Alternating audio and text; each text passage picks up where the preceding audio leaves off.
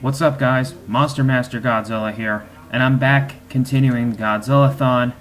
We're now up to Godzilla 2014. Now, here we go. Where do we begin with this movie?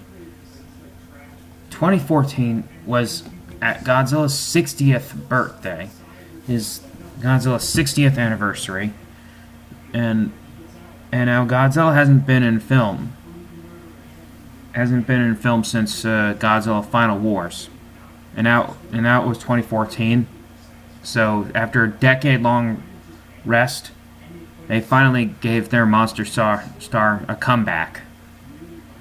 And so this time they, instead of Toho making a Godzilla movie, director Gareth Edwards with Warner Brothers and Legendary decided to acquire the rights of Godzilla.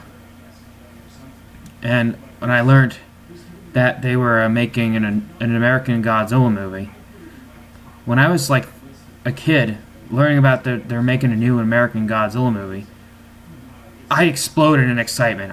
It was a dream come true to finally see a new Godzilla movie on the big screen, like especially an American version. And when I learned that they confirmed that it's gonna be make him like a true, make this Godzilla 100% accurate to, they're trying to make this, where they confirm that they're going to make this Godzilla true to the source material. I got even more excited, finally seeing Godzilla to be what he's supposed to look like, after the disaster in 1998 where they made him look nothing like Godzilla.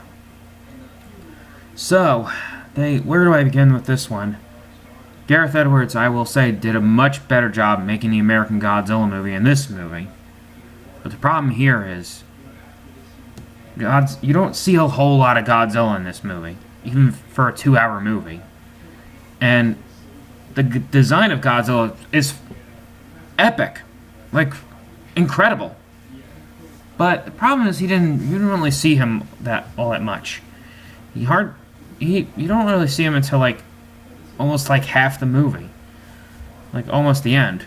There was so much suspense, and they focused on so much focused on a lot of dialogue with humans, which, gotta understand, folks.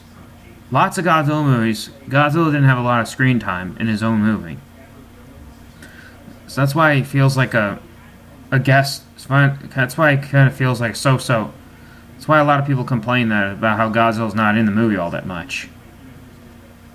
Okay, so anyway, plot is that this organization, which is pretty much like S.H.I.E.L.D. from the Marvel Universe, called Monarch, and they discovered some ancient terrestrial beings called Mutos. It has an excellent cast, including Aaron Taylor Johnson, Bryan Cranston, Elizabeth Olsen, and Ken Watanabe. Which Ken Watanabe, you remember, he was in stuff like the Dark Knight trilogy, where he's the fake Ra's al Ghul. And so the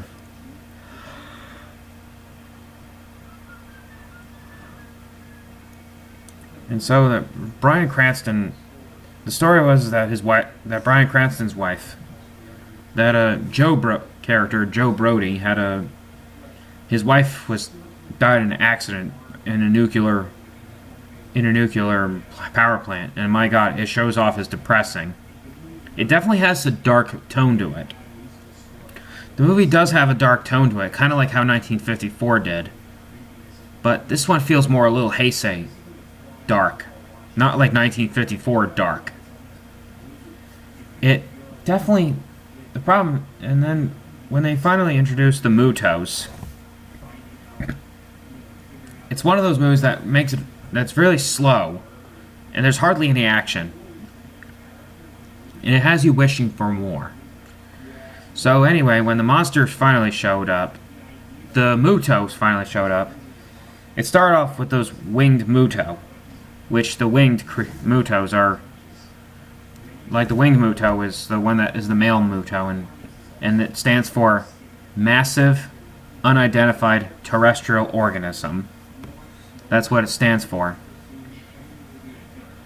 So then, as they've learned about the Mutos, they finally, Ken Watanabe's character finally comes, which is named Dr. Sarazawa, which is a nod to 1954.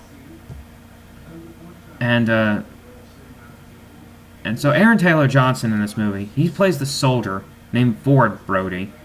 Now, he's split between people who thought he was good, and a lot of people don't really care about him in film. I mean, I didn't think he did a bad job. He just was not into the role. In reality, he just wasn't into the role. I mean, he could have done a little better, but it turns out he was better. He was better without. The movie was definitely works out better without him too. And the funny story is that Elizabeth Olsen was in there, and Aaron Taylor Johnson were playing together, because they were also Quicksilver and Scarlet Witch in the Marvel movies.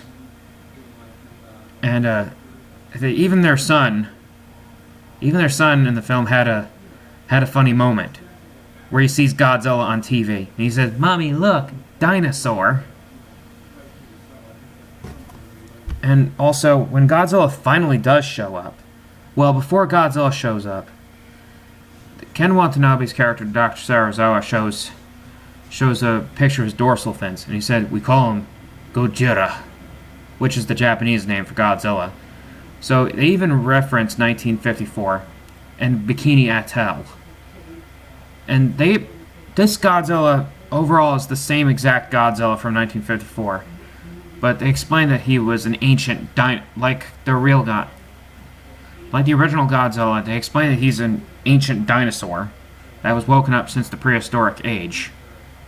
Been around since the prehistoric age, and he's woken up from nuclear radiation.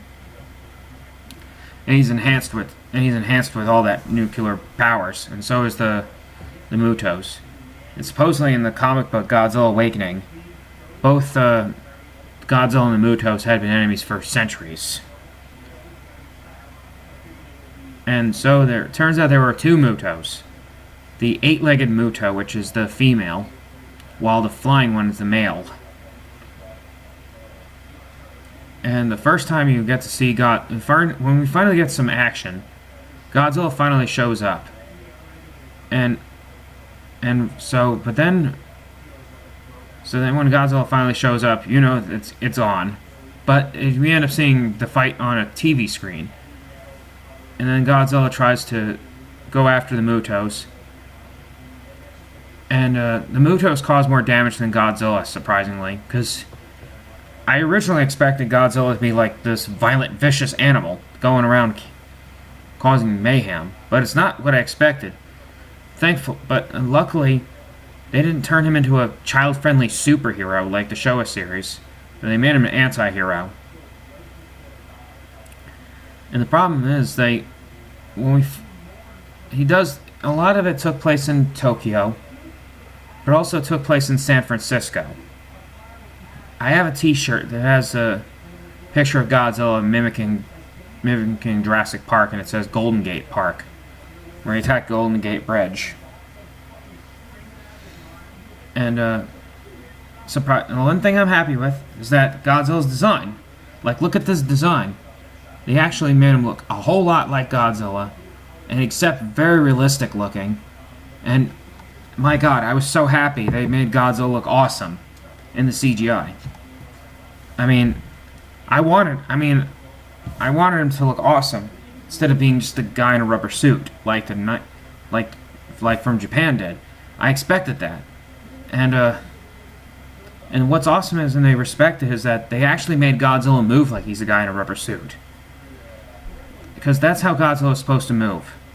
They made him like towering and lumbering too, and unlike the Toho movies, they actually made this Godzilla like grounded in reality, where they actually made it realistic by when you hear him stomping through the streets, it causes seismic activity, even it even causes a flood when he rises from the sea.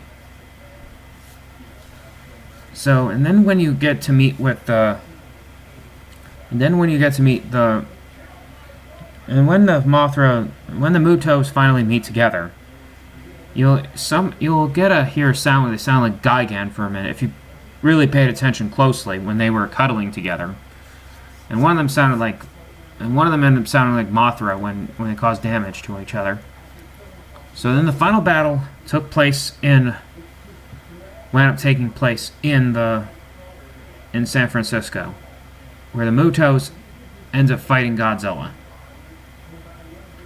They did give Godzilla quite a challenge, but he definitely defeats the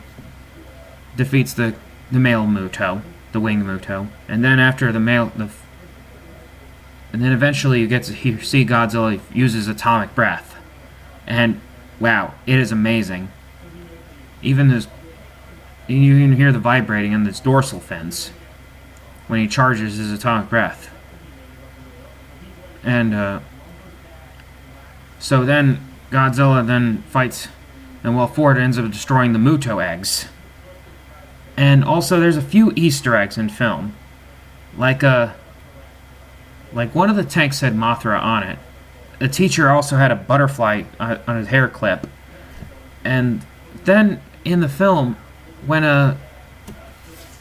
after Ford destroys the Muto eggs, there was a dragon skull that was seen, which is an Easter egg to King Ghidorah. So that's when it's all teasing for King Ghidorah being the sequel villain. So then, that's why none of Godzilla's enemies from the Toho movies make an appearance in film. There was all like saving up for sequels. So that's why they made the Mutos as the new monster that Godzilla fights.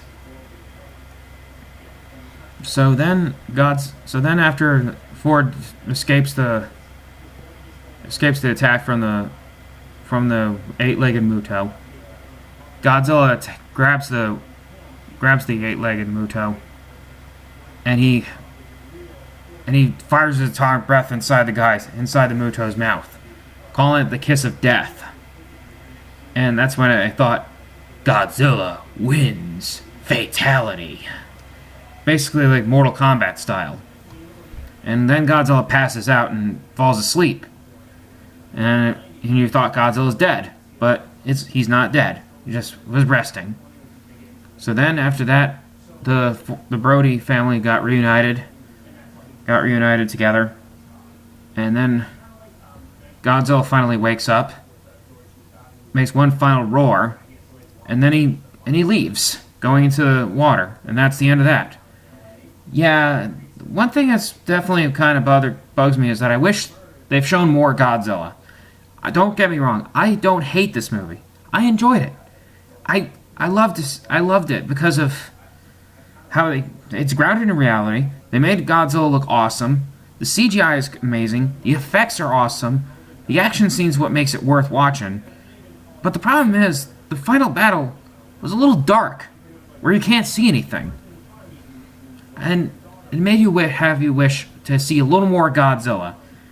And don't worry, I will be reviewing the sequel to this movie, Godzilla King of the Monsters, which are better movies. And along with Godzilla vs. Kong, which are better movies. But in between that, there's going to be Shin Godzilla, which will be up next. So, if you're a casual moviegoer, or even a hardcore Godzilla fan, this is definitely one I recommend. Like, if you're a hardcore Godzilla fan, you might either love it or hate it. But if you're a casual moviegoer, I think it's definitely something you should give it a try and give it a look, because this movie in the box, when it released in theaters, it attracted a lot of non-Godzilla fans because of the amount of action and CGI and stuff, action-packed and stuff. And what I have here is a Blu-ray DVD combo pack. If you want to get a good look of what the action scenes look like, I recommend getting in Blu-ray, because you can get a clear viewing of what Godzilla is looking like in the dark, fighting with the Mutos. Same goes if you get it in a Blu-ray DVD combo pack. So this is definitely a better one I recommend grabbing if you want to get this, if you really want to watch this movie. And that's all I have to say, folks. And as always, stay awesome, my Monster Masters. And next up, I will be checking out We will be checking out Shin Godzilla, which was a better movie than this one. And as always, stay awesome, my Monster Masters, and I'll catch you later. Bye.